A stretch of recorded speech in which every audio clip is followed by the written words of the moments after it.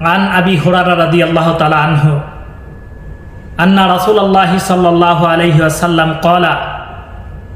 ফাওয়াল্লাযী নাফসি বিয়াদিহি লা ইউমিনু আহাদুকুম হাত্তা আকুনা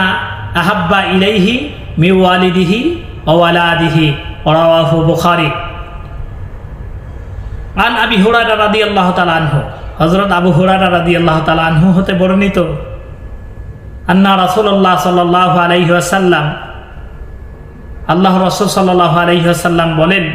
বলেছেন, ফাওয়াল্লাযী নাফসি বিয়াদিহি, সেই সত্তার শপথ যার হাতে আমার প্রাণ, লা ইউমিনু আহাদুকুম, তোমাদের মধ্য থেকে কেউ ততক্ষণ পর্যন্ত প্রকৃত মুমিন হবে না, হাত্তা আকুনা আহাব্বা ইলাইহি, যতক্ষণ পর্যন্ত আমি